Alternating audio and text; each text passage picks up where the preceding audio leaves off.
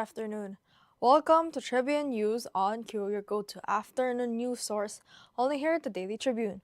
We're now live at Daily Tribune's Facebook page, Daily Tribune PH on YouTube, and the Daily Tribune Official on TikTok. For today's headlines. The 60-day suspension of Cavite 4th District Representative Kiko Barsaga is set to be lifted on Friday, the 30th of January 2026, prompting a review of events that led to the penalty imposed on the lawmaker. The Department of Social Welfare and Development has shut down an unlicensed care facility in Barangay Landayan, San Pedro, Laguna, owned and managed by vlogger Benji Perillo, popularly known as Benj TV.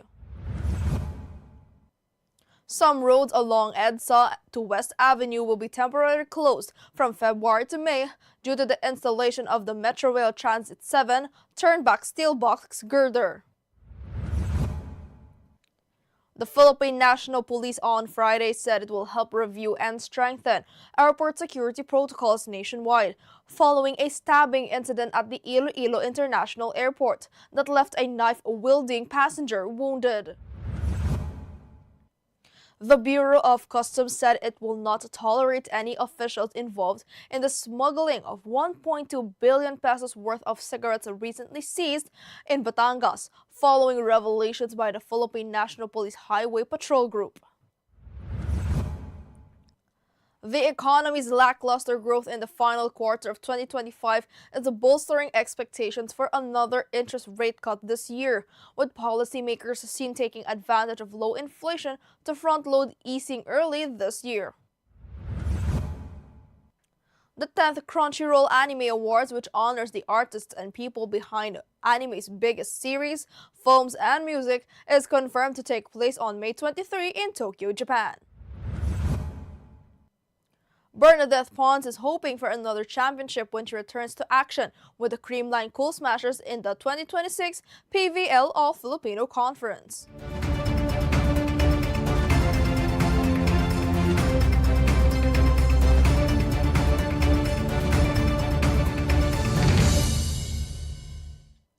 Today is the 30th of January, Friday, and I'm Eliana Lacap, bringing you today's top stories. Let's get started.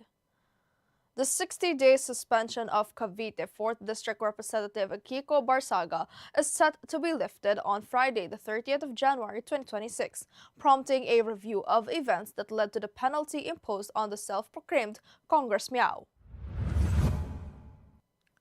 Manila's 2nd District Representative Rolando Velario filed a resolution seeking another 60-day suspension against Barsaga and urged the House, particularly the Committee on Ethics and Privileges, to conduct a fresh investigation.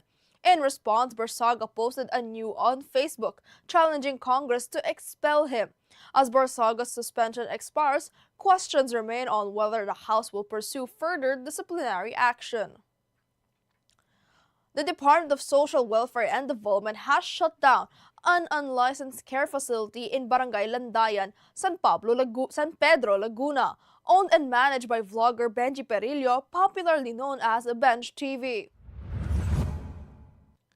In a news release Friday, DSWD spokesperson Assistant Secretary Irene Dumalao said the operation was conducted by the agency's Standards Bureau in coordination with the City Social Welfare and Development Office of San Pedro. The DSWD filed office in Calabarzon, barangay officials, and local law enforcement authorities early Thursday morning.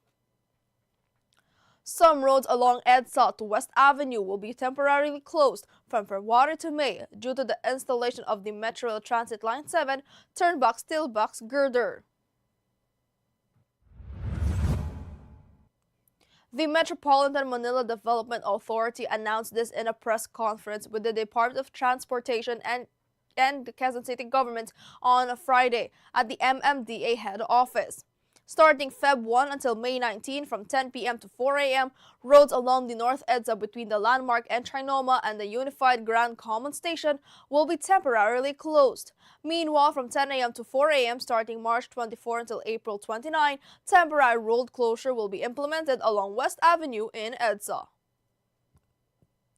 The Philippine National Police on Friday said it will help review and strengthen airport security protocols nationwide following a stabbing incident at the Iloilo International Airport that left a knife-wielding passenger wounded after he attempted to attack a police officer. PNP Chief Police General Jose Melenchor Nartatos Jr. ordered a comprehensive security audit of all airports to identify possible lapses in existing procedures and prevent similar incidents in the future. According to Nartatos, the PNP is now closely coordinating with the Civil Aviation Authority of the Philippines and airport security units to immediately assess current screening measures, access point controls, and emergency response protocols. The Bureau of Customs said it will not tolerate any officials involved in the smuggling of the 1.2 billion pesos worth of cigarettes recently seized in Batangas, following revelations by the Philippine National Police Highway Patrol Group. Earlier, during a press briefing at Camp Crame, HPG Director Brigadier General Hansel Martan alleged that the truck owner of the 14 trailer trucks carrying smuggled cigarettes intercepted in Barangay 5 Roon, Balete, Batangas on the 31st of December 2025 is married to a BOC official. The HPG official also said the complaints are being filed against 5 individuals for violating Republic Act No. 12022, the Anti-Agricultural Economic Sabotage Act, and that the financiers of the contraband may also face charges. And for our business news, the economy's lackluster growth in the final quarter of 2025 is bolstering expectations for another interest rate cut this year, with policymakers seen taking advantage of low inflation to front-load easing early this year. Nicholas Mapa, chief economist at Metropolitan Bank and Trust Corporation, said the weaker-than-expected figure reported on Thursday should all but seal a cut at the Bangko Sentral ng Pilipinas February policy meeting. Philippine stocks closed mixed, with the PSEI rising to 0.15% to 6,232.39, while the All-Shares Index slipped to 0.07% to 3,545.56 amid cautious trading. Most sectors ended lower, led by mining and oil, which tumbled to 3.97%. Financials, industrials, and holding firms also declined.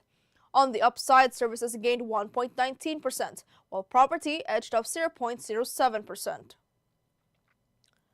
And for entertainment news, the 10th Crunchyroll Anime Awards, which honors the artists and the people behind anime's biggest series, films, and music, is confirmed to take place on May 23rd in Tokyo, Japan. Set to be a global celebration of all things anime, the Sally Amaki and John Kabira-led ceremony will include a global pre-show, a star-studded orange carpet, and performances from Japanese entertainers. Meanwhile, Lauren Moore and Tim Yu will take charge of the Anime Awards pre-show.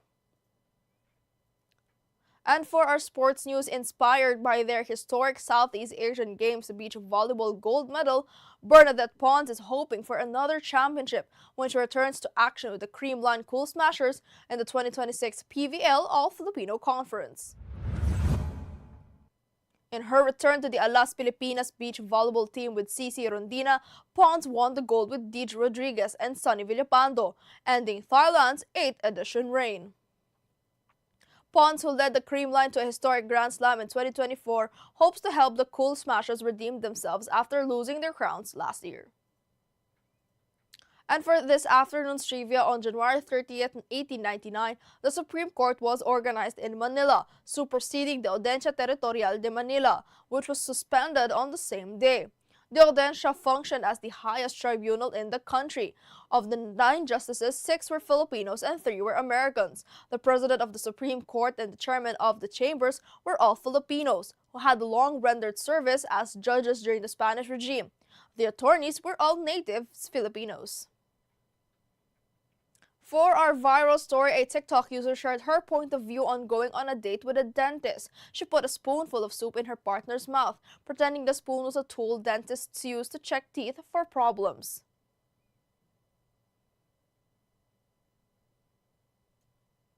That's all for now. Join us again at 4:30 p.m. still here on Daily Tribune's Facebook page, Daily Tribune PH on YouTube, and the Daily Tribune Official on TikTok. Once again, I'm Eliana Lacap, and this has been Tribune News on Q.